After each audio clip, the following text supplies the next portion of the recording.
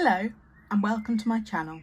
My name's Faye, I am the Chronic Crafter and I'm an independent Stampin' Up demonstrator based in the UK. I've been a paper crafter for around 8 years now. Today I intend to make some Christmas cards. This video is part of my Christmas in July series, which is why I'm starting so early. At the moment, Stampin' Up have a wonderful kit called the Snow Days Scrapbooking Workshop Kit. This kit is now 50% off and is reduced to just £12 on the last chance list. I have done a series of videos making the layouts in that kit and I am now left with some scrap pieces. Of course, you could use these pieces to create more scrapbooking layouts of your own design, but I have decided to use these to make cards. This is the first card I made using the papers and I intend to do something similar to this on this video. I have also made cards like this before using other pattern papers. So the die cuts that I will be using for this are the Meant to Be dies from Stampin' Up, and these are part of the Meant to Be suite. So there are pattern papers, stamps, and then these dies. The reason I really like these dies is because as well as dies that coordinate with your stamps, so you can cut out some really cute bumblebees, you also have some small flowers and you have words that say our hive, and you have these wonderful hexagonal dies. These can be used for scrapbooking, but they can also be used for card making, and that is what I intend to do today. So this is the first card I made with some quite big spaces between my pieces. For this card, I'm thinking I'm going to make the spaces a little bit smaller. So I'm just going to prop this up off camera to act as inspiration for myself. And as part of making my first card, I had some offcuts, which I've just got here as these might be quite useful for me. In addition to that, I have some gems. These are the Starburst Sequins, and I believe these came with the Lovely Garden, Thankful Garden suite. So these are a current product that you can get at the moment. And the reason I've chosen these is because, as well as the pink and yellow, there are these really nice white sequins which remind me of snow, so I thought they're a nice addition. And I'm also using the Snowy Wonder stamp set. Unfortunately, this is no longer available, but it was the stamp set that coordinated with these papers. Any Christmas stamp set will work for this project. The idea behind this project is that it's an opportunity to use up scrap paper. So don't feel you have to have the exact stamp set, the exact papers, the exact sequins. Really, with this die set and any papers you have, you can create some gorgeous, gorgeous cards. So it's super versatile. I've also got some holographic paper, which I may or may not use. I haven't decided. This was just from my stash. And then some plain white A4, just in case I need that for pieces. And I've also got, last but by no means least, the gorgeous Pool Party two-tone cardstock. So Pool Party coordinates, it is the same colour that's been used in these pattern papers. So it will coordinate really nicely. And I've got a piece of this which I'm going to use for a mat and layer on my card, and then I have a spare hexagon that I cut out earlier. I'm going to use a white card base for this project, which are just behind me, in front of me even, behind you. So a plain white card base, nothing fancy. And step one, I think first thing, I'm going to cut the mat and layer panel. I'm going to leave a little bit of a white border, but I want to be able to have some of the white showing, but not too much. So my card base is about 10.5 by 14.8.5. It was cut from A4 cardstock because I'm in the UK. So I'm going to do my panel to 10 by 14.3 and a half. Looks like I've used scissors on this piece because it's a little bit wonky. And I've just got to decide which side of the two-tone cardstock I would like to use. So you can hopefully see there the dark and the light tone. I think I'm going to use the lighter tone as my background. So I'm just going to cut this now. So there we go. I've cut my panel, but I'm not going to stick it down just yet. The next thing for me to do is cut out some hexagons. I'm probably going to need about 5, maybe 6, but I do have some offcuts ready to go. One of these hexagons I am going to cut out in white paper, and this is so I can do my stamping. So I'm going to go ahead and do that now. So I have a few hexagons cut out ready to go, and I'm going to stick these directly onto my panel, and I'm going to allow, I didn't like how big the gaps were on this card, so you can hopefully see that the hexagon die cuts out 2 pieces. So you've got your main hexagon shape and then a little border. On this card I put a gap of 2 borders, but on the card I'm doing now I'm going to do a gap of just 1 border because I didn't like how much space there was, and I also didn't like not having a background. But that's the nice thing about crafting, just play around, see what you end up with and have fun. That is why we do this. So before I glue anything down, I'm going to stamp my sentiment, and I've just decided that I'm going to do a little bit of heat embossing as well, because I think it adds a really, really nice touch and a nice bit of shimmer and shine, which if you've watched any of my videos or seen my Instagram, you will know I love. So I've got my Snowy Wonder stamp set. I've got to make sure that I'm using some pigment ink to do heat embossing, or you could, I was going to stamp in black and go over the top, but you could use embossing ink and silver, which I've now decided is what I'm going to do. I'm not going to stamp in black. So I stamped in black on that one. I like stamping in black because it's a nice, clear, easy to read colour. A lot of people prefer to use grey. Another thing that would work well for this set would be to use a pale blue or even the pool party ink itself. So I'm just going to get my embossing ink out, and I like to use a scrap piece of paper underneath my work surface whenever I'm heat embossing to catch the powder. Don't actually seem to have one to hand, which is a little bit annoying. So you can get a really good embossing additions kit, which will, it comes with a tray, and it comes with some tweezers, and it comes with an anti-static pad. And if heat embossing is something you like to do, then I would say that add-on kit is a really, really good idea, because it just takes your heat embossing to the next level.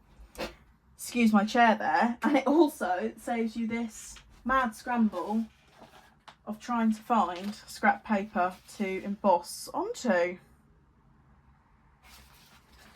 I mean, I'm sure a lot of crafters can relate. You never have quite what you need in your craft room. And I found some, but I'm now surrounded by offcuts of paper. So here we go. Here's some scrap. Last minute decision. That's why I didn't have it to hand. I use my embossing ink pad. I did a very bad job of cleaning my stamp. I didn't clean it at all. So unfortunately I've now blackened my embossing ink pad. Never mind. So I want to try and stamp in the middle. I'm stamping onto the card just so I don't get anything onto my actual desk, because that would be bad. I'm going to go in with my stamp and I'm going to try and put it in the centre. I'm going to stamp nice and firmly because I want good coverage. I do tend to recommend that when you are using embossing, you go in twice, which you'd have to use a stamping platform to do. So you stamp twice rather than just once because you get additional coverage. But because this is quite a chunky stamp, it seemed to stamp the black okay. So I'm hoping I'll be all right with this. If not, I'll have to stop recording and get my platform out. So that looks good for now though, that looks good. I'm just going to pop the excess powder away.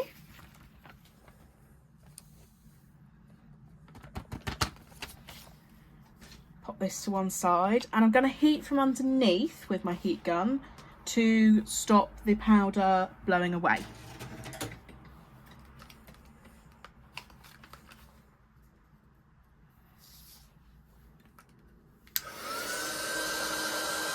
So I'll try and have this on camera for you.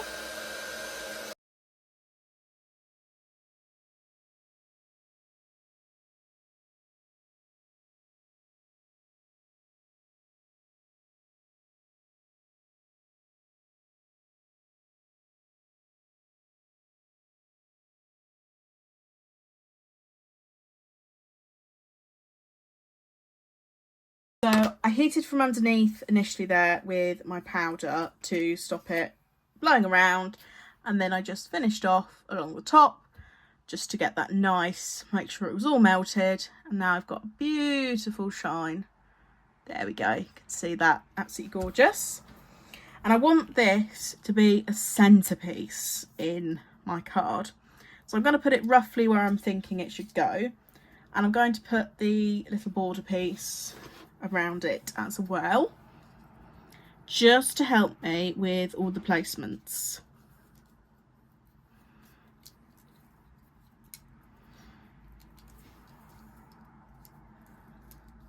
I've managed to heat my panel a bit, which is why it's gone a little bit bendy, but I'm sure that will sort itself out. So that is going in about the middle of my card as a nice centerpiece.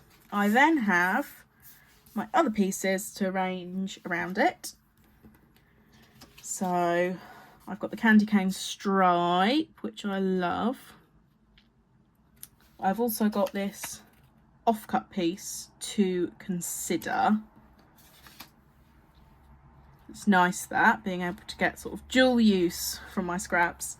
And what I'm going to do is lay everything out before I stick anything down, because then if I don't like how it looks, I have the opportunity to change it. I did want to try and get the whole snow globe on, so that one's probably going to go about there for me. Could put that up there. I've got another candy cane stripe which I could put about there. That'd be nice. I have some holly left over which can go there. And then it looks like I might need one more piece, or I could come in with the dark blue pool party. And then the stamp set has got loads of extra elements on it. So I've got a penguin there that I could stamp. I've got some trees, some snowflakes. In fact, going to make a decision now. I'm going to do, since I've got the heat embossing things out, I'm going to see if I can emboss some snowflakes onto this. However, I like how that's turning out for me so far. Much prefer it to the one I did earlier today. Much nicer. But that's the really nice thing about crafting, is when you can see yourself improving. I think that's always a really nice moment.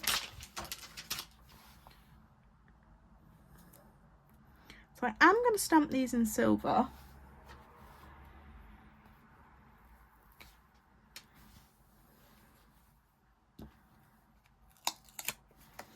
Again, I'm just going to slide that over. Just going to use some scrap paper underneath to make sure that I'm not stamping onto my desk.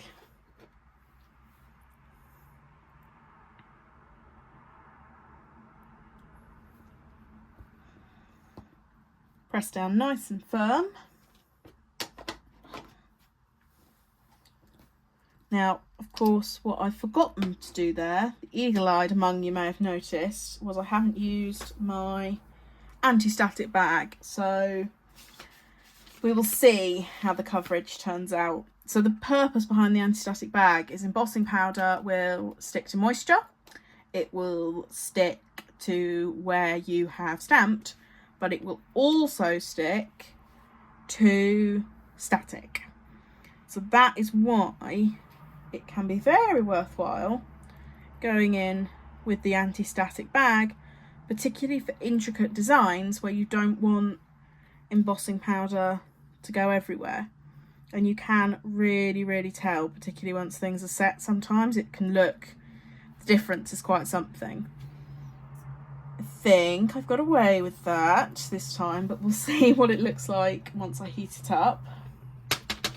And I will try and do it on camera this time. It's very hard because I normally heat from underneath. I don't have enough space beneath my camera.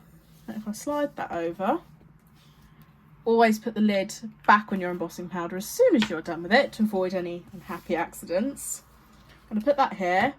Coming in with my Stampin' Up Take Your Pick tool to hold my design down. And let's see how this turns out.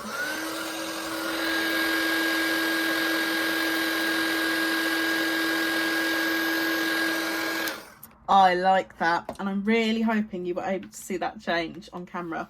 I will find out when I edit this footage. I am pleased with that. Gosh, I do really like heat embossing. It's no secret. If you've seen my content before, you will know. So I think I'm now pretty much ready to start gluing things down onto this panel. So I'm going to start by sticking my white piece with my sentiment down.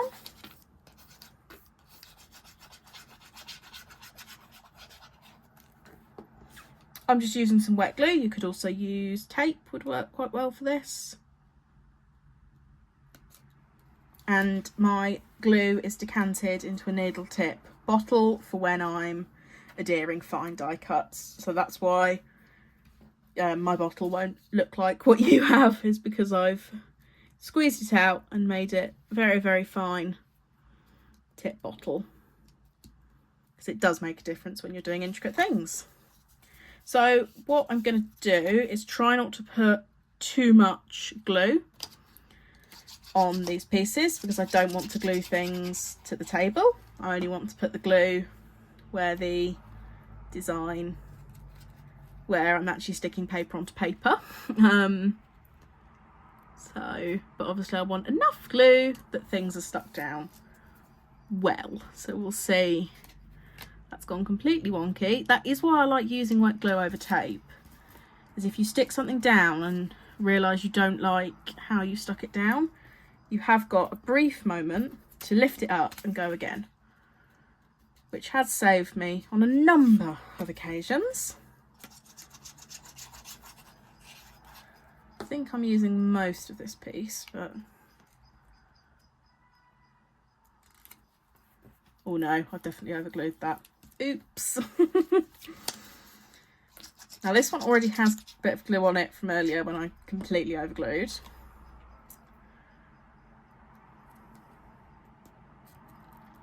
So I'm trying to line up the pieces about the middle, because I'm lining them up with the border. They're going to sit approximately in the middle. They're not, hoping you can see on that one, it's not exactly, the sides aren't the same length, because these are the inner pieces. And I'm lining them up to an outer piece, but it does create a really nice space. You don't have to do this. You could absolutely stick your pieces together without a gap. It is your project, and it would be a lot less fiddly to stick things down next to each other. I would think that you would need more hexagons, would be my guess, but I've not actually done that. I've always leaned towards putting a gap into my cards. So if you do try this and don't use the borders and leave a gap, I would love to know how many hexagons you end up using. And I've got my last piece on here, which it looks like that snowflake's gonna get cut off, because I think I'd rather do that and have two almost whole ones. So get that glue on there.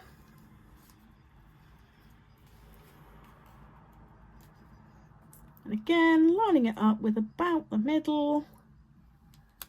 And there we go. That's stuck down. I take out the border, and hopefully I have definitely overglued that. So I'm just going to flip that over and take a wipe just to deal, oh dear, flying rulers, just to deal with what I have on here. So we do not want a sticky desk, we do not want things sticking to our other projects. I do normally have a glass mat down whenever I'm doing anything, stamping, gluing. The glass mat is your friend. If you don't have a glass mat, then just some scrap paper pads, you know, protect the surface that you're working on. I take that off whenever I'm filming and have to remember to be extra careful, because most things I found cause a bit too much glare. Yeah, so that's what I don't have anything down, but do as I say, not as I do. So I'm just going to let that dry for a second before I put my project back down. But if I bring that in, I absolutely love how that has come together. I much prefer it to the card I did earlier with the bigger spaces. I love that I've still got my snow globe in there, but I've used some of my beloved heat embossing. I am thinking that these gaps are going to need filling with something, but I'm going to trim the pieces off and then see how I feel about that. So I've got my nice chunky scissors for my trimming. Now I want to avoid trimming the panel and just trim my hexagons.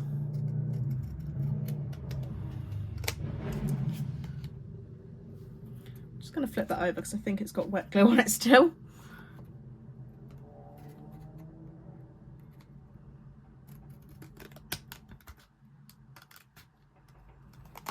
There we go.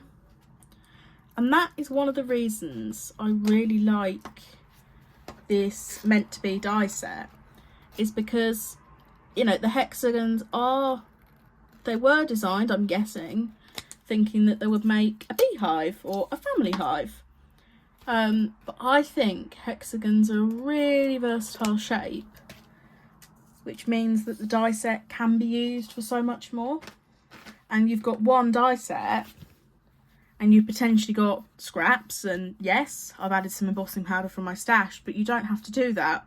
And you've essentially made use of scrap paper without having to, you know, get rid of it or cut into another sheet. So I'm just going to put this border on because I'm thinking I need to add in a couple of little extra pieces just to cover these gaps, because I just feel that they're too big. So I'm just taking the offcuts that I've been left with and seeing what fits on there.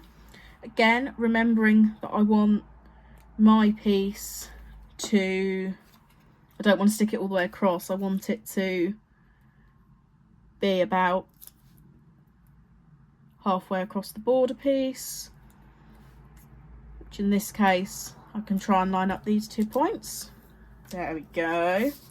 And then that will make it look like your hexagonal design continues on and wasn't just stuck onto this panel. It will look like it was stuck onto multiple panels and you've cut out a section from a larger panel, which I think is nice.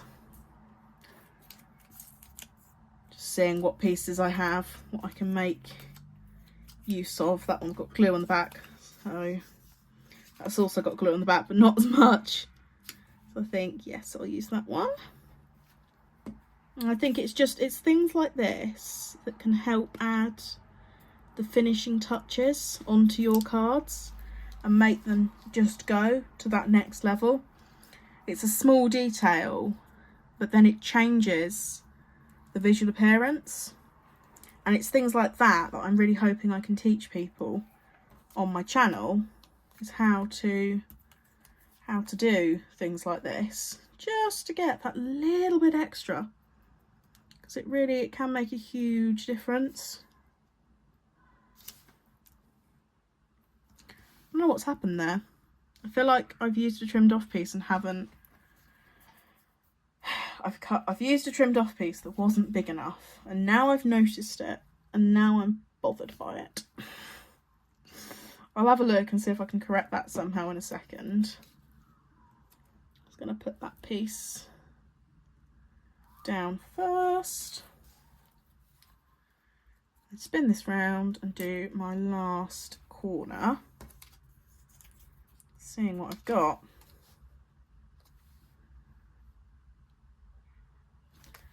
Might just have to use the darker blue again.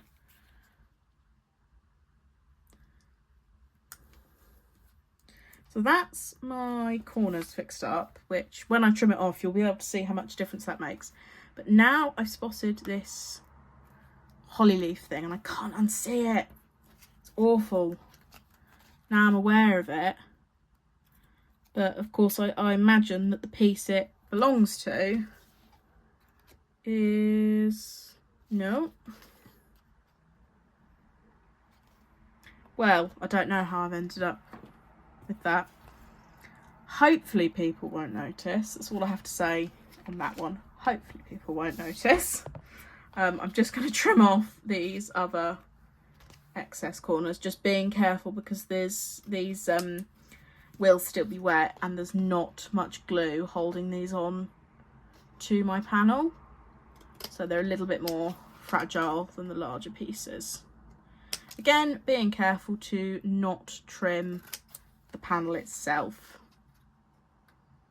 Just want to trim off my overhang.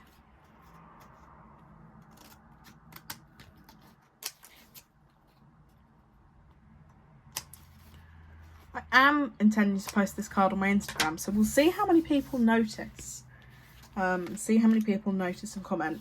But I hope you can see there how adding in those corner pieces has made a difference. It's small, but a big thing to do.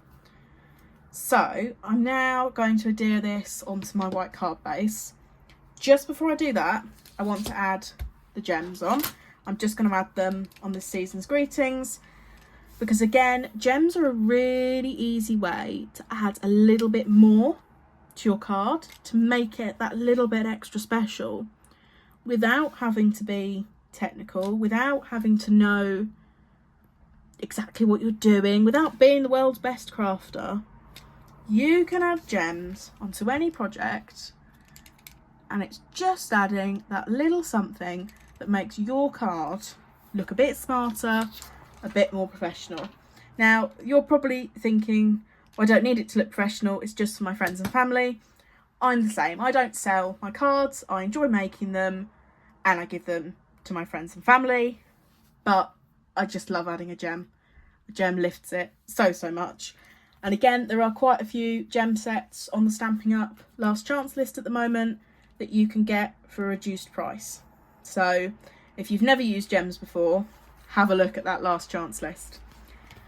So for this card with the panel, I'm actually thinking, do I want to stick it on flat or do I want to add some of my dimensionals, my foam pads that will prop it up a little bit? I've just put the whole sheet under there so I can see what it looks like propped up. No, I'm going to stick it flat. I love my dimensionals. I use them all the time. And the Stampin' Up ones, they are amazing. The stamping dimensionals. So much better than foam pads I've had before. and I've had a lot of foam pads over the years. They're brilliant, the backs just peel off, no faff, but in this case I am going to keep it flat. And of course, keeping it flat also keeps your postage cost down. If you're in the UK, I don't know what the postage prices are like in America at the moment, but in the UK I think the price of stamps has just gone up again, and it's getting a little bit ridiculous at this point, to be blunt about it. So having a card that's flat and a standard letter rather than a large letter can make a big difference if you're posting out to lots of friends and family. I am so pleased with that card, I'm not going to lie, I love it. So I hope you love it. I hope I have inspired you to use up your paper scraps, and I hope I've helped you to see that you can make the most of what you have in your craft room, even if it's not Christmas themed. You can take any die set that you have and make a Christmas card with it. You can take any Christmas stamp set that you already have for your sentiment, and any scrap paper. This doesn't just go for Christmas. You could make a birthday card, you could make an Easter card, you could make any card that you needed to just with this one hexagon die, and I think that's fantastic. So I do hope you've enjoyed watching this video. If you have, please consider subscribing to my channel. Give this video a like. Perhaps you'd like to follow me on Instagram as well. My Instagram handle is @_chronic_crafter. I post quite regularly on Instagram. I like to share what it is that I've been making in my craft room. So thank you for watching, and I'd love to chat with you in the comments. If you've enjoyed watching this make, if there's something else you'd like to see, please let me know. Bye!